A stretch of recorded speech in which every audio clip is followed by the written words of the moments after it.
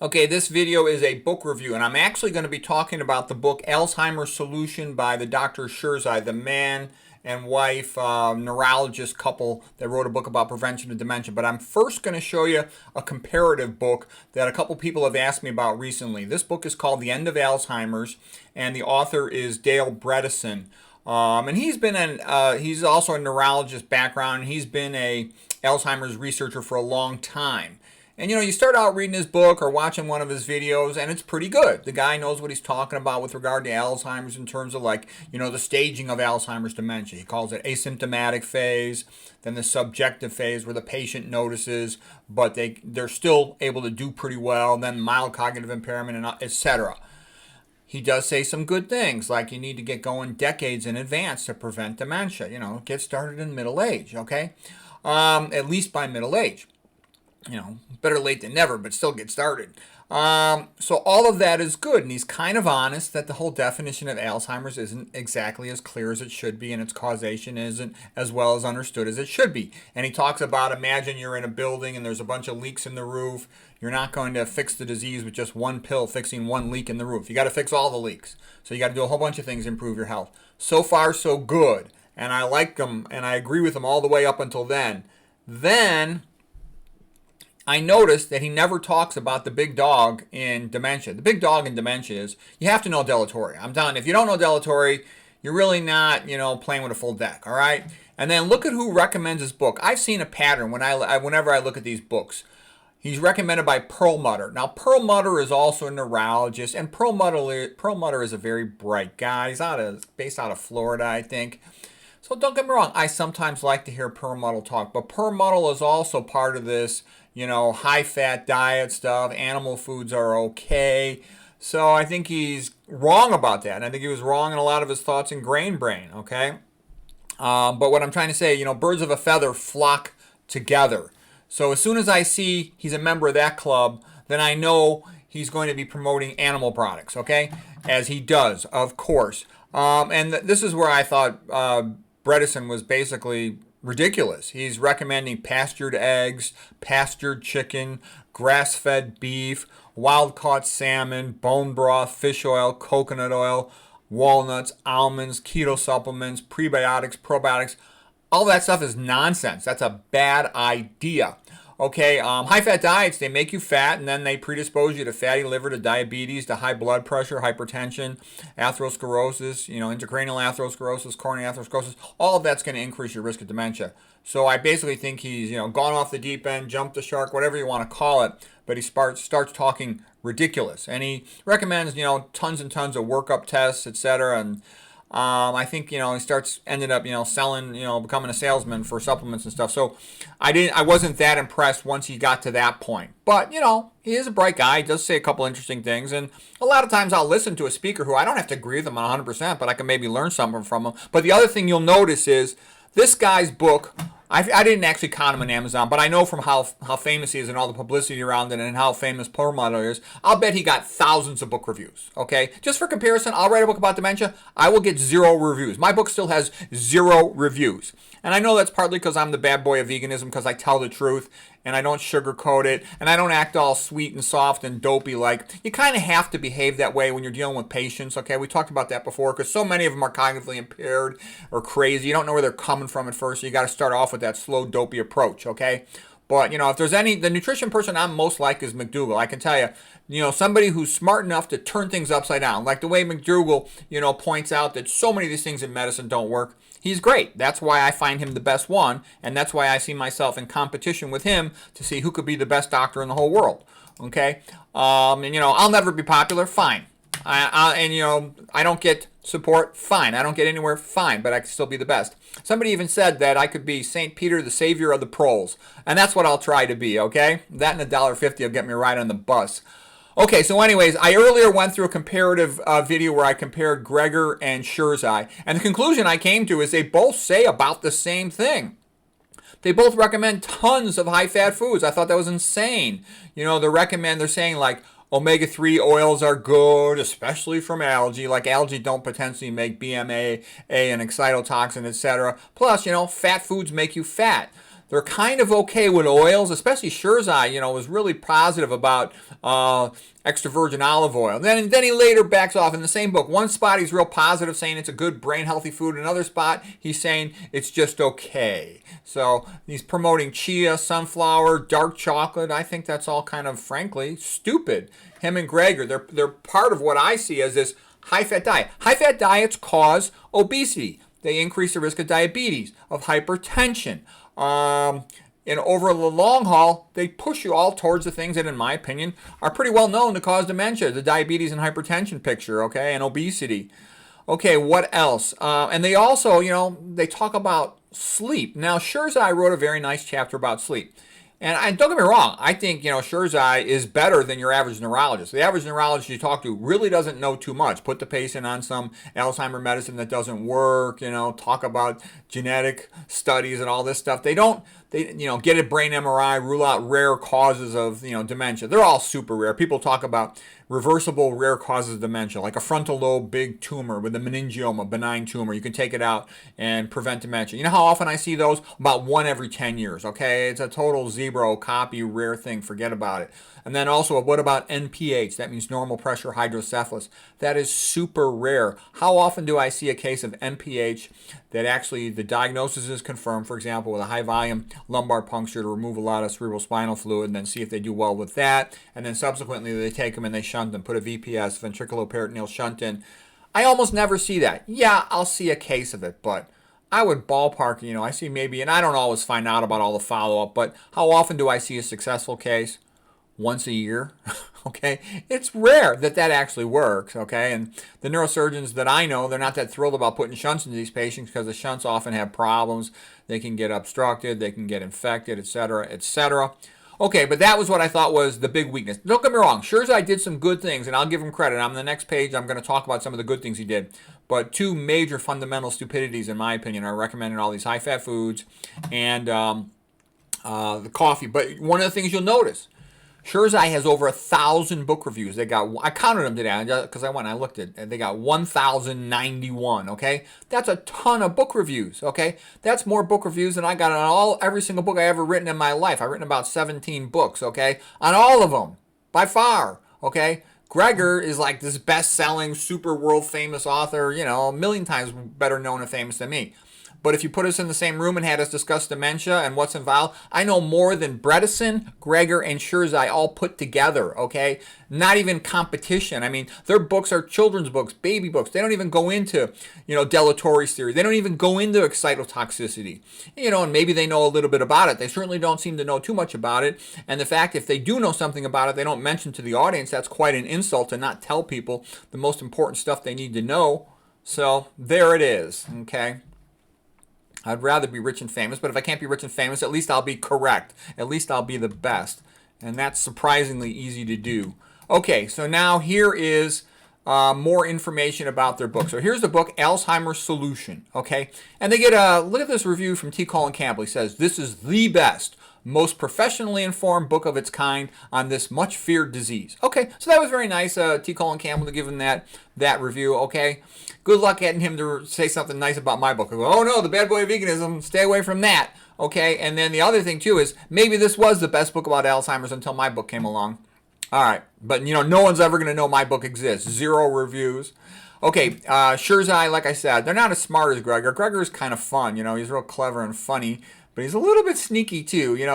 He'll show a whole bunch of reviews and just make you want to buy the commercial food. And so both of them are pretty strong. But one thing I'll give good credit to Sherzai and to Greger, they don't promote any animal food. So that's a big positive on their part. And just going all vegan, that's a big, big step, and that's a big positive, okay?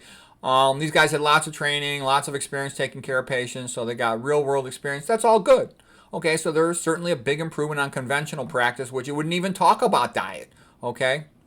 I see patients all the time, all my whole career, that got major dietary problems, and the docs don't know anything about diet, so it never gets mentioned, okay? And neurologists, I think, really need to learn more about all these things, but, they never invite me for anything. There should be neurologists on the internet, emailing me, please interview with us, please can I talk to you, help us out, to help take care of the patients. But the dirty little secret of medicine is it doesn't matter what happens to the patient. If all the patients die, the doctor still gets paid the same amount. So that's one of the things you'll see. There's really no one cares about whether or not the patient gets better. It's rather bizarre, but that is my experience as being a doctor for 30 years is as long as you practice the standard of care and you do what is required to generate the billing codes, you get paid no matter what happens to the patient. And if you have followed the standard of care, it doesn't matter if the patient dies, you still get paid and you can't get in trouble. Okay, so there's tremendous incentive to follow the standard of care. And guess what?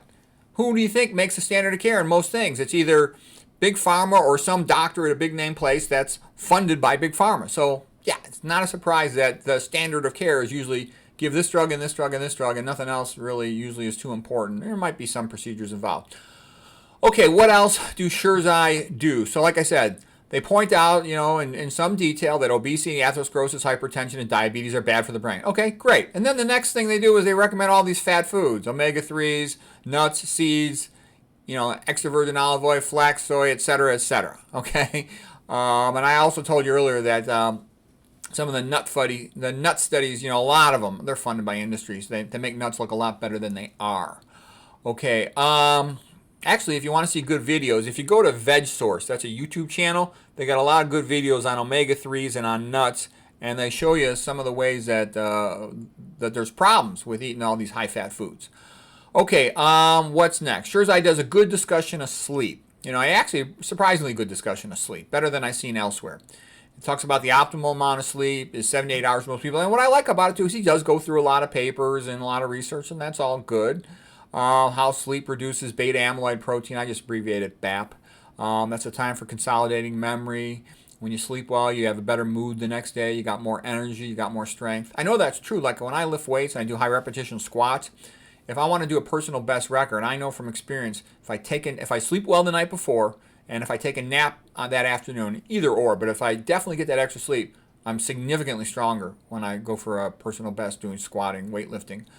I also know, everybody knows that if you're sleep deprived, you better watch your mouth because you're more prone to say impulsive things. And it's kind of like, because sleep deprivation matches acute stress. You got elevated cortisol and catecholamines, adrenaline, noradrenaline, and that makes you impulsive.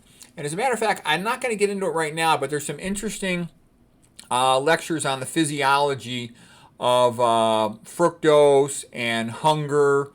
And it'll talk about how when you're stressed out from hunger, you'll be more impulsive.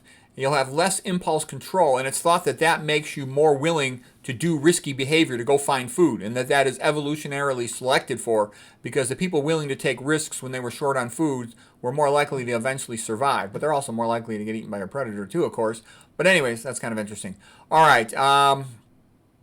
Yeah, and if I'm sleep deprived, sometimes I am, and then I have to work the next day, I keep taking mini little cat naps, and I know it's harder to focus. Like a lot of these, the average brain MRI that I look at will have 1,200 pictures, okay? And the main finding might be on only one image, so you better have your game ready to go when you look at one of those things. You got to concentrate. When I'm doing a biopsy, the typical type of biopsy I do these days is I do a lot of neck biopsies, okay? And there's a lot of delicate, high-traffic stuff in the neck, like the carotid artery. So you have to be with it to do these things, okay? And we talked about it before. Sleep is when your brain can go offline and, the neurons can pump out their waste products. Cerebrospinal fluid rinses it away with the lymphatic system, and it's all drained out into the veins as well as into the lymphatics of the dura, etc. Okay, so that's all well and good. And they made a really good point. Sherzai made a good point. He says, when you don't get enough sleep, it lowers your testosterone. When you're stressed out, that lowers your testosterone. When you're stressed out, you're trying to survive the next 15 minutes, and you're not going to have interest in sexuality and reproduction. Okay, so it lowers your testosterone. So being chronically sleeped and drinking caffeine also will do that. And then that's what I thought was also quite stupid. After giving this, good lecture on sleep, they went through a lot more detail than you usually get on sleep. The next thing they do is say, oh, drinking coffee is good, and it's okay to have coffee up until 2 o'clock in the afternoon. Coffee's got a half-life 6 to 8 hours. I personally think that was a rather stupid thing to say, okay? That's going to totally interfere with your sleep, and it's a brain excitotoxin. Okay, so I was rather amazed that they said that. To me, that was just a remarkably stupid. And it also makes me wonder if there's commercial pressure in the background. And the reason I say that is, if you want to be popular on the internet, because I know who's popular and who's not. I'm an example of somebody who's not popular in the sense that, the people who know me, they like it because I provide high quality content, but hardly anybody knows I exist. If you go on the internet and you promote commercial products, you say, coffee is great, omega-3s are great, olive oil is great, you will get hundreds of thousands of views, you'll get invited on all the internet circuit shows, and so you're popular. Like an interesting guy is a guy by the name of Matthew Walker. And he seems like a pretty bright guy. And he seems like a nice guy. And he goes around the talk circuit, talking about sleep. He's a big sleep expert. So I'm watching this guy. And then he starts saying, drinking coffee is okay. And he especially, though, prefers decaf, which still has caffeine in it. And I'm like, what a weasel. I know what happened there. So what happens is, the guy's thinking to himself, I'm just trying to read his mind. Of course, I can't read his mind for certain, but I can predict what's in his mind, and I'm going to guess. And here's what I'm guessing is in his mind. If I badmouth coffee and caffeine, I'll never get invited anywhere, and the internet will shadow ban me, okay? So what I'm saying is, I talk bad about tons of commercial things, and that's why I get shadow banned, and that's why I don't get that many views, These guys will say some nonsense about, protect your brain by eating high-fat foods and drinking caffeine, and they'll get hundreds of thousands of views and invited everywhere. I tell you, what a disaster caffeine is and how bad a high-fat diet is and about all kinds of other problems, F- in the water, you name it, and I don't get invited anywhere and I get no book reviews, okay? So that's what I mean by when you tell the truth, you get shadow banned. And that's one thing I don't like is that I used to play sports, and in sports, I was a wrestler, if a really good wrestler comes along from another team and he's got a new technique, like Jesse Reyes, he had an inside trip, and we're like, wow, how did he do that? How did he set it up? We thought it was great. We all wanted to learn what he did. We'd go up and talk to him. We would study his competition. We'd study his films if we had films. We wanted to be good, and everybody wanted to be good, and everybody celebrated, a new high-quality, innovative effort. It is not like that in medicine. In medicine's more like a dogmatic, zealotry, fanatical old religion where you damn well better practice the standard of care and keep your mouth shut and make some money for whatever place you work for, your clinic, your hospital, or whatever, or you're going to find yourself in trouble. And don't go spouting off about stuff that's not going to make profit for wherever you work. That is the standard of how medicine is. It's very dogmatic and about money. And that's one thing that kind of pissed me off, because it's like Michael Jordan in basketball gets MVP award and he's a big celebrated hero, gets a lot of money and positive attention. Okay, in medicine, the better you get, the more pissed off and angry people become at you. And that is the truth, because you're going to change a paradigm. And when you change a paradigm, all the people who profit from that paradigm, who get their prestige from that paradigm, they are going to be pissed off at you. Look at McDougall. No one would send him a single patient year after year after year, okay, because he changed paradigms in his field. Look at T. Colin Campbell. When he published all his stuff about the problems of protein, they tried to fire him from his job at Cornell. The only thing that protected him was that he had tenure, It's like practically an emeritus guy with tenure, and they're still trying to fire him. And that's how it actually works in the real world. If you're doing something good, there's a lot of people very pissed off at you. No one cares about patients. Patients are irrelevant. It's all about money and prestige and stuff like that, okay? People just talk about patients because it sounds good. But when you get into the actual, nuts and bolts about how things actually work in the medical world, the patients are actually quite irrelevant. I hate to say that, but that's the truth. And that's why lots of people try to study healthcare, try to improve healthcare, reform healthcare, and they always end up saying something stupid because they don't understand it at all. But if you focus on the money and all this other stuff and the prestige, then everything makes sense and it's pretty straightforward. Okay, what else did Sherzai talk about? They talk about obstructive sleep apnea and COPD being associated with increased risk of dementia. Yeah, because you're going to have tissue hypoxia. And that's what I mean is that a lot of guys will point out one thing here, one thing there. This is associated with dementia. This is associated with dementia. That's nice.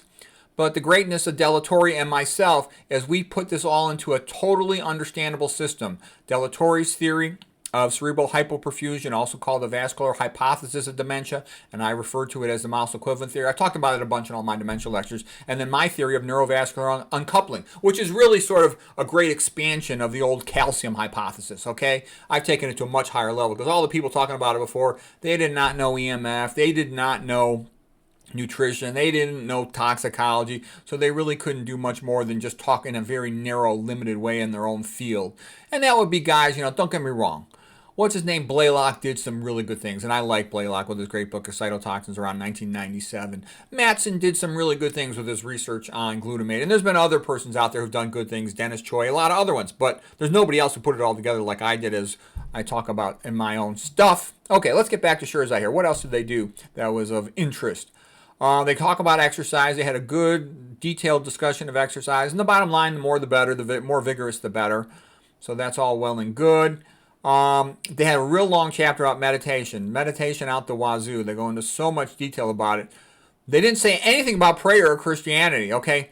And then why do they do that? And I'll tell you why. Because no one is offended by meditation. Meditation is safe. Remember when I told you about Ashok, the brutal dictator who took over India? He made everybody convert to, I think it was Buddhism or something, and to meditate. Because he wanted them to shut up and start talking to themselves. Sit and face the wall and say Om to yourself. That's harmless, okay? Christianity is actually kind of dangerous. Christianity gets people fired up. Christianity gets people unified. Christianity gets people as a group to meet together and talk to each other.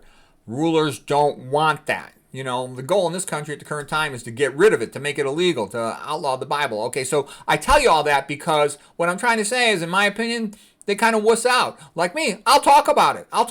Fine, As long as I'm, walking on this earth, I'll still talk about these things. But if you really want to be popular and get invited around the circuit, you should not. It's very taboo to talk about it. It's taboo to say Merry Christmas. But you know what? In my opinion, Happy Holidays is polite, respectful. So I will sometimes say that, but I try not to. I cringe. I hate to say that. I like to say Merry Christmas, Merry Christmas, Merry Christmas. And the worst thing is winter break. I'll never say winter break other than to mock it because I hate saying that. I feel insulted. It's like painful to say that. Okay, winter break stinks. It's like a dehumanization of mankind. Okay, what else did he do? He did mention that he did go to some local churches and work with them. Because, of course, Loma Linda, where he works, is a Seventh-day Adventist territory. And they're the longest lived, healthiest population in the whole United States. One of the things that was funny was he talked about how in his clinic, he had lots of people from the surrounding areas like San Bernardino that were all fat and sick and demented, but he had almost none of the Seventh-day Adventists themselves because they were a lot heavier. And, of course, there's some variety within the SDA population that there's the vegans that are healthier than the, lacto-ovo vegans, then they're healthier than the non-vegans. Okay, let's see, what else? Oh, one of the things that I noticed about the Sherzais, they really strongly demonize sugar. He actually said sugar was the number one main cause of dementia. And I'll tell you what that reminds me of. He very much reminded me at that moment of Lustig and Perlmutter. They are very much against sugar, and in particular fructose. Lustig and Perlmutter, they emphasize the problems with fructose more. He just sort of said sugar is so bad, bad, bad, bad, bad. But that's actually a controversial statement, and I don't think it's true. I think that, simple sugars are not good for your health, and you don't want to go excess on them, but they're not as bad, in my opinion, as he's saying there. And I'll talk about that in some other lecture. And why will I say that? And I'll give you something you might find entertaining. Every group always demonizes something to make themselves look good. So if you look at Lustig and Perlmutter, they're always demonizing fructose because they want to promote meat. So they're trying to say basically saturated fat's not that big of a deal, but meat, but fructose is really, really bad, okay? And I kind of get the point here that what's he maybe doing? Sherzai, maybe demonizing sugar, then he can say, well, all these other fats are okay. I'm not exactly certain of his angle. That was just not a random guess, but a bit of a guess. But he sort of over-demonized sugar, which I thought was a little bit strange. Okay, and fructose is different. Fructose is especially fruit sugar, but then you get into the high fructose corn syrup, which really is bad, but that's a topic for a separate day. And I can also tell you, there's other guys. A real interesting guy is Chris Knob. He's an ophthalmologist. He's got a whole bunch of lectures, like with Ancestry Foundation, and he demonizes all the omega-6 cooking oils. And I actually think Knob is more accurate than the sugar demonizers because omega-6 cooking oils have a lot of neurotoxic effects. And again, I've given you previous lectures before about Tetsumori Yamashima, the Japanese neuroscientist, and he pointed out that he thinks that the increase in intake of omega-6 cooking oils is the number one cause, the reason for the markedly increased amount of dementia in Japanese persons, okay? And Knob would say it's the number one reason for the increased obesity in Japanese persons. And it's quite interesting. And Knob, man, he put a lot of effort into it. He tracked down the dietary habits of people all over the world and made the point that it's always the same thing. When they eat more omega-6 cooking oils, they get a lot fatter and sicker.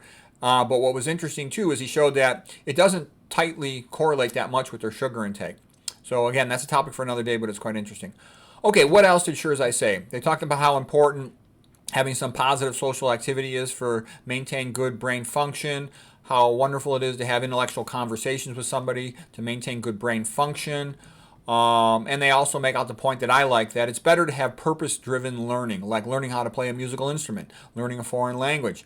That will help your brain more than just doing puzzles. That always sounds like BS to me when somebody says, oh, the way you prevent dementia is do crossword puzzles or, do some brain training game. And the reason why that sounds like BS to me is that sounds to me like being back in grade school. You got some old teacher person sitting there talking to you about stuff you don't even care about. You're just randomly there because you have to be.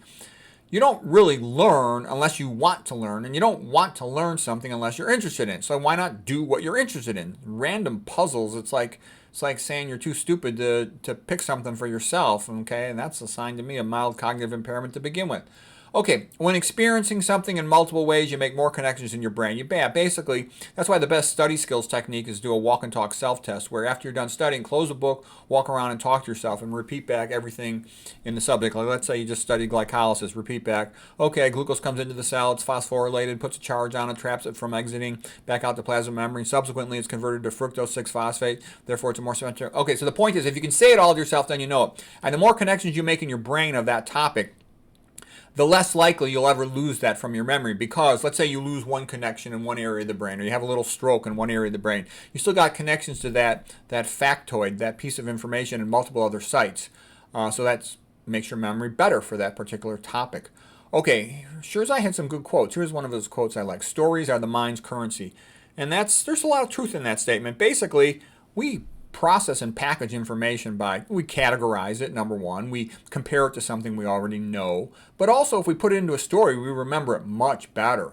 I know, for example, like whenever I see a good case, I immediately call one of my neuroradiology buddies, and we look at the case together and we discuss it. And I know that after I've done that, I'll remember that case the rest of my life. But if I don't do that, a lot of times I'll forget the case, and I'll be like, oh crap, what was that good case I saw last month? Okay, because I often do a lot of teaching. I teach other doctors, and so I'm always looking for interesting things to teach.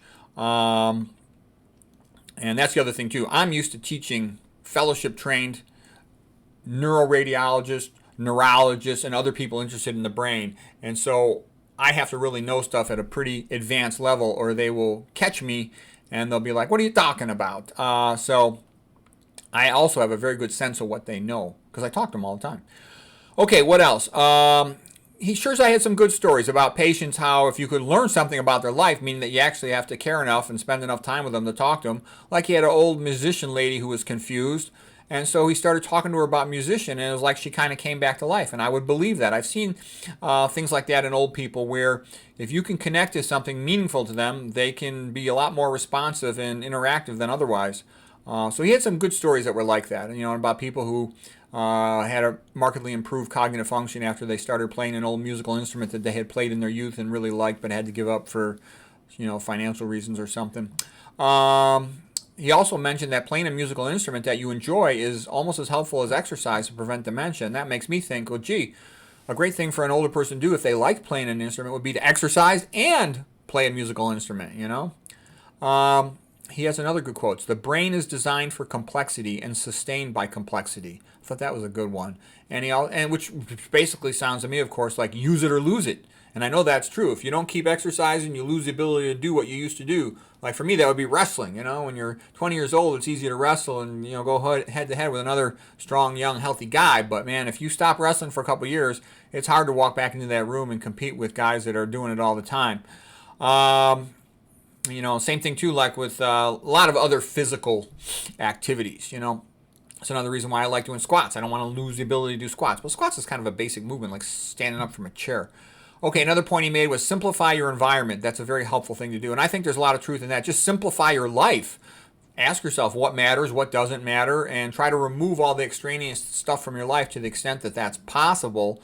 And then you'll have more time and energy for the things that actually do matter. So overall, I would say this book, yeah, it's better than the other books. I think it was better than, the Bredesen book. He didn't exaggerate. I think Bredesen, in my opinion, exaggerates a little bit about the likelihood of reversing dementia. And of course, it depends on what they have.